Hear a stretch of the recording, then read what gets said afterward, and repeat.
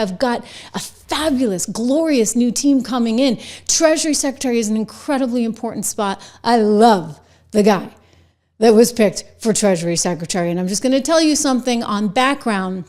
I know a lot of people that have worked with him very closely, and they say he's brilliant.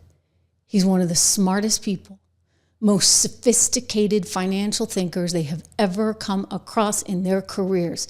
That would be one Mr. Scott Bessent. He's going to be the next Treasury Secretary of the United States of America, and he wowed everyone. Let me start here with this little glimpse into Senator Wyden asking him, aren't we going to do more to make sure that we have clean energy, because China's going to basically totally kill us with all their clean energy. It's like, Senator Wyden, what kind of Kool-Aid are you drinking?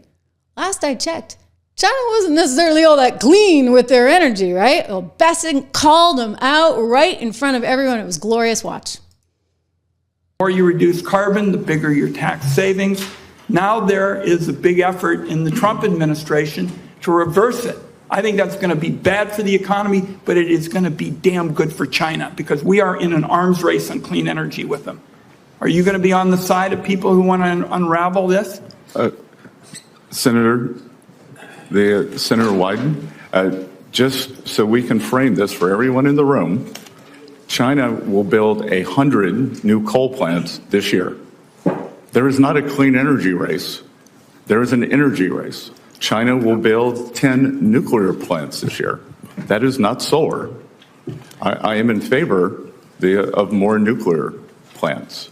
And I would note that the IRA, as scored by the CBO, is wildly out of control in terms of spending on the upside. Well,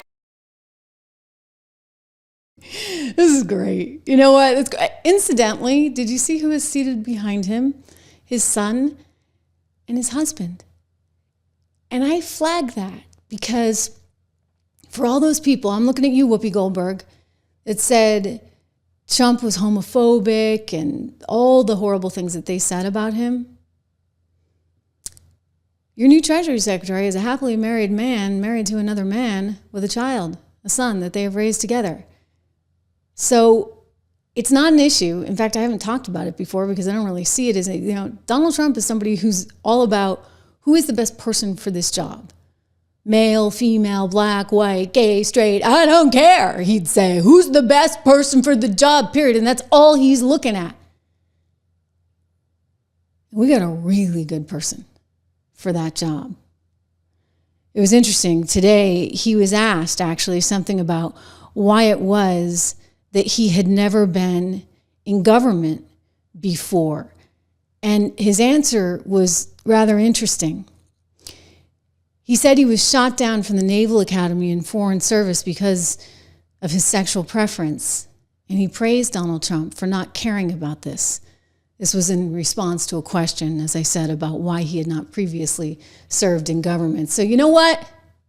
I'm sorry, but Whoopi Goldberg, CNN, MSNBC, all these nut jobs that were trying to say that Trump is one thing, I got news for you. You know what? He's not what you think. He's really not. He's about fixing America, and whoever can help him fix America, he's on board with. You know what?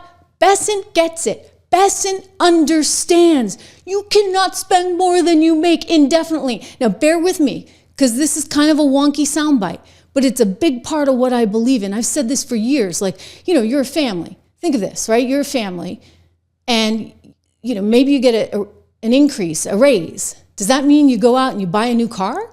Do you go redecorate your house? Or maybe you ought to just still try to live within your means. You don't need to spend everything you have. What has the United States done?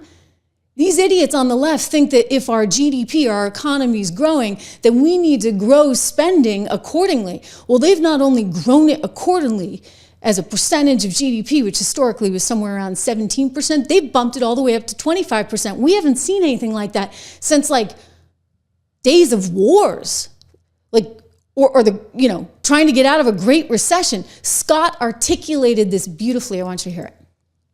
We do not have a revenue problem in the United States of America. We have a spending problem.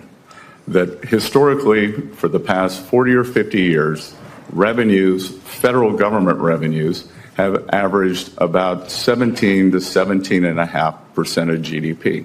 Yeah. And spending has been slightly over that, leading us to a 3.5% budget deficit, which is manageable because we have roughly 3.8% nominal growth, 1.8% real growth, 2% inflation. Today, as you stated, and to be clear, this is one of the things that got me out from behind my desk and my quiet life in this campaign, was the thought that this spending is out of control. We are spending about 24, 25% of GDP. So as you said, 6.8 to 7% deficit. We have never seen this before when it is not a recession or not a war. And I am concerned because several times the Treasury of the United States has been called upon to save the nation, whether it was the Civil War, the Great Depression, World War II, or the recent COVID epidemic. Treasury, along with full government and Congress, has used its borrowing capacity to save the Union, to save the world, and to save the American people. And what we currently have now, we would be hard-pressed to do same. Wow. Right? You can't spend more than you make. You have to live within your means. We can't turn ourselves into an emerging market developing country, which is the direction we have been heading, and you have only to look at what's going on in California right now to understand that. We're better than that. We need smart people, not DEI politicians just trying to stuff their own pockets. That is a banana republic. We are the United States of America. We need the right people in charge. We need people who understand business and understand the economy and understand the beauty of a meritocracy, which is what we are and always have been until these clowns showed up and tried to take it away from us. Well, we're taking it back.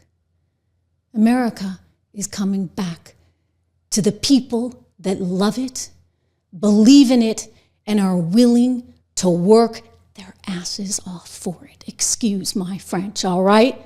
That's what's happening. So it is a glorious time. I don't think I've been this excited in years.